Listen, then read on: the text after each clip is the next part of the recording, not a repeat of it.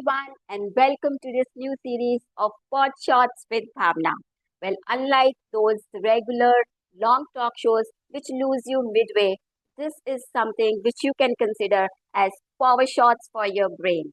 In 10 minutes, we straight away get into the great ideas, great insights with great industry leaders.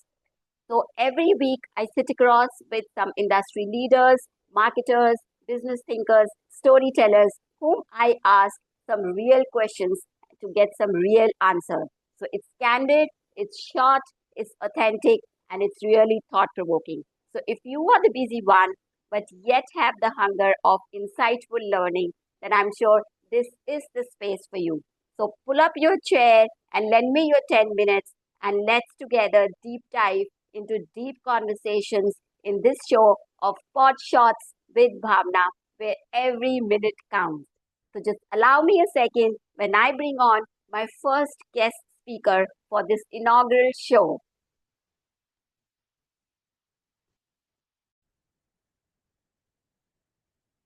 Hello, so I'm so excited to kick off my first show and having Ankoor Dasgupta as my first guest speaker on this inaugural show of podcast Podshots with Bhavna. So welcome Ankur. Ankur is a seasoned marketeer.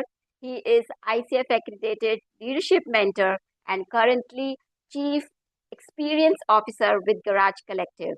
Ankur comes with a rich experience of experiential marketing, brand building, advertising, thought leadership. So he is a perfect blend of business acumen and a mentor at the heart. So I'm sure that he is the perfect choice to kick off this show of bold, refreshing, and candid conversations at Podshots with Bhavna. Welcome, Ankur, and thanks once again to grace my show as the first guest speaker. Thank you, Bhavna. It's a pleasure and privilege both, and I'm hoping to have a great chat with you. Thank you. Absolutely. So, as we all do. So, as you know the format, so we are going to get straight away deep dive into deep conversations with you for quick insights from you. And towards last 1 minute, we are going to have a sizzling rapid fire questions. So, are you ready for it, Ankur? Always. Okay, thank you so much. So let me begin with Ankur, since you come with this such a rich background in marketing and specifically in the advertisement space.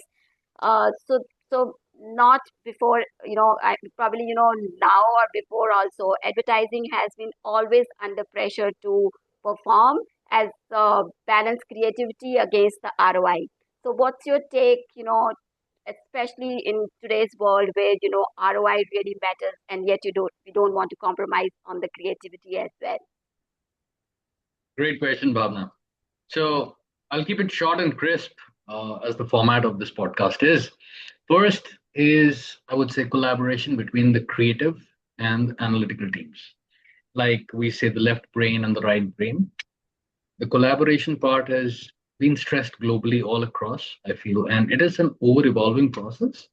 There is no one, sure shot mechanism to make it happen. Only it is a top down approach. I feel that the leadership needs to be involved in making that happen consistently in a cross functional role and collaboration with respect to deeper collaboration and with respect to the creative teams and the data teams is very important. So not as silos. Point number one. Point number two is brands, according to me, are also shifting towards first party data, especially as the privacy regulations tighten. So this would enable more, I would say, personalized and cohesive brand experiences across multiple touch points, which is essential given today's complex consumer journeys. In our days, it was not that complex, but today there are multiple touch points. So point number two is maybe uh, consider first party data and moving towards that, doing swiftly and doing the right experiments. And point number three, the last one, is brand love. Display your brand love, and start with consistency. So start with heart, with your heart in the induction process for people. This is where most of the people and most of the management don't quote it as a point, but I feel this is one of the most important points. To summarize, number one is collaboration between creative and analytical teams.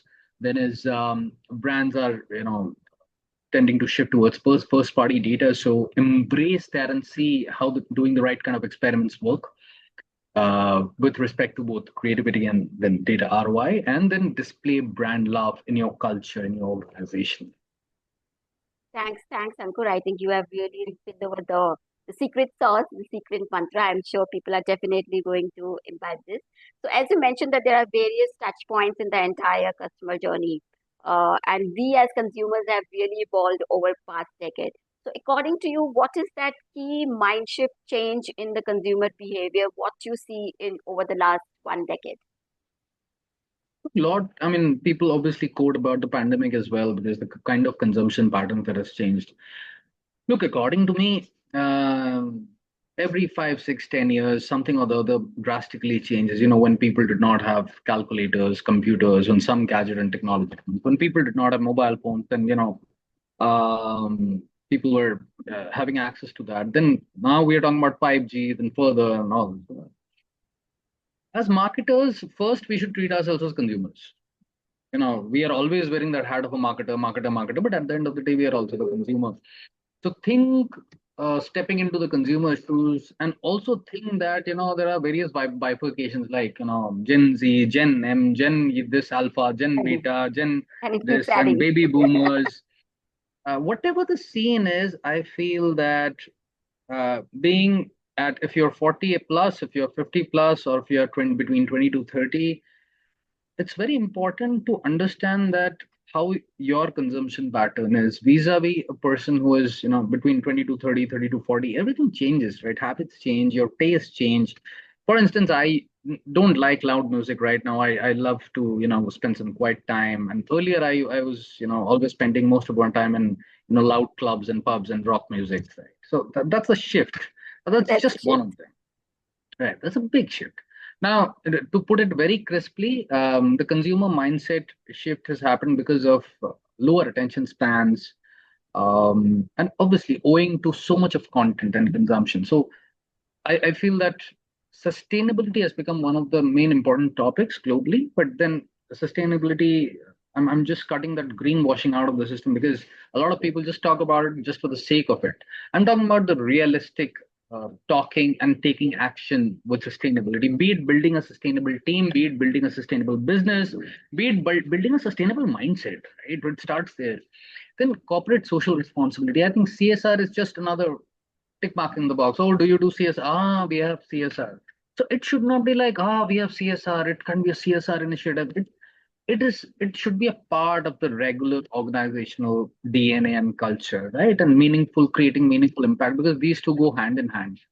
Uh, and when the consumer, why I'm stating this, because the consumer primarily, at least I assume that the consumer is intelligent enough. So they get to know that what the brand is doing, what is the brand purpose.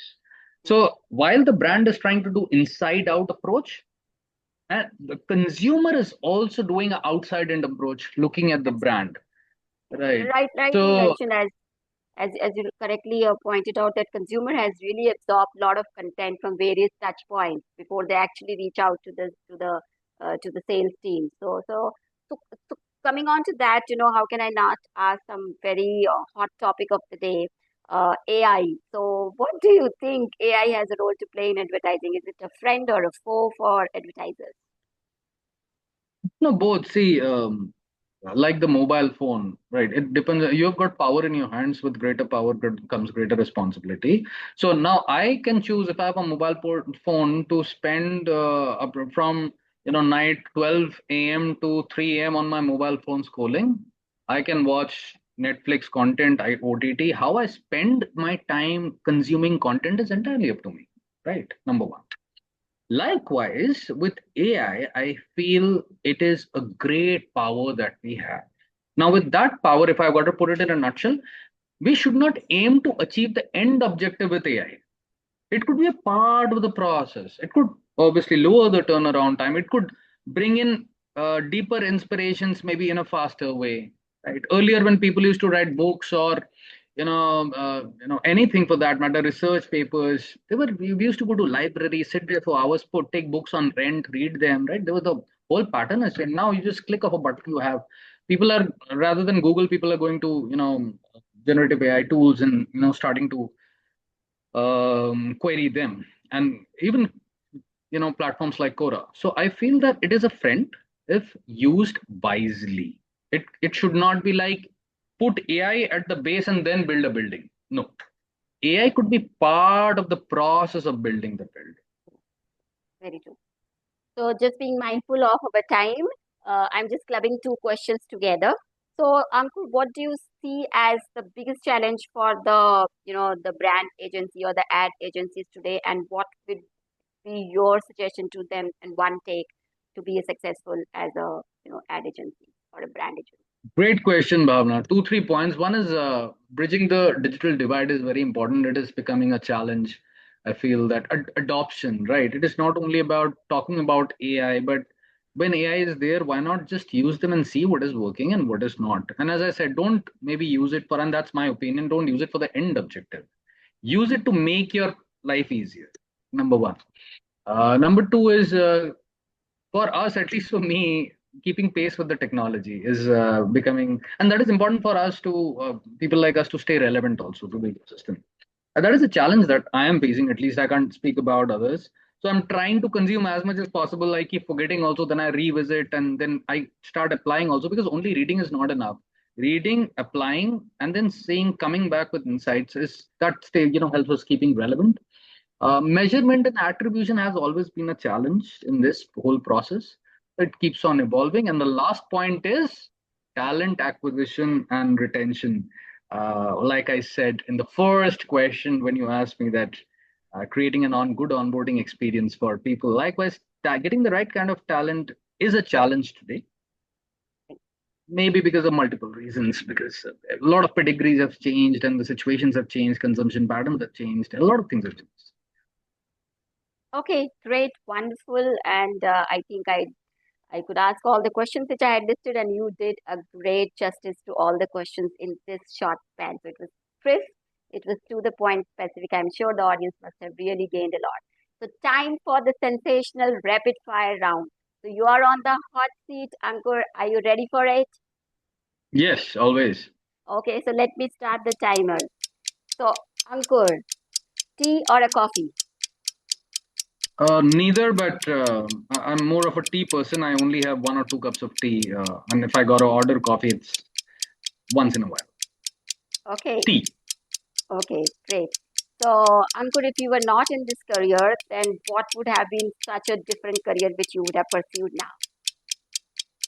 Musician. Oh wow, coming from the land of Bengal, how can I how can I not guess that? That's great. So extending to that, so Ankur is a Delhiite or a Babu Mashai from Kolkata?